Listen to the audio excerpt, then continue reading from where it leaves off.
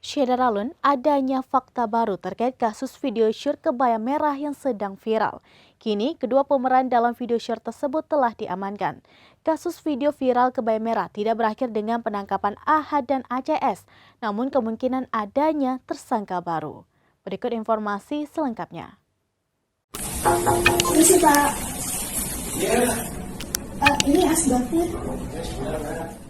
Syederalun, fakta baru kasus video syur kebaya merah yang sedang viral. Kini, kedua pemeran video syur tersebut telah diamankan. Kasus video viral kebaya merah ternyata tak berakhir dengan penangkapan AH berusia 24 tahun dan ACS berusia 29 tahun. Kemungkinan ada tersangka baru.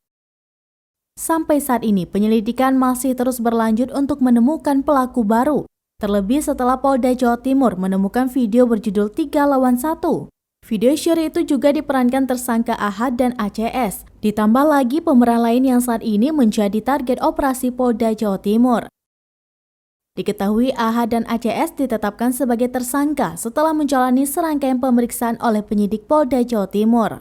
Mereka diperiksa setelah ditangkap di sebuah indekos yang berlokasi di Jalan Medokan, Surabaya pada Minggu 6 November 2022 sekitar pukul 21 waktu Indonesia bagian Barat. Lantas, lewat konferensi pers yang berlangsung pada Selasa 8 November 2022, Polda Jatim mengumumkan keduanya sebagai tersangka.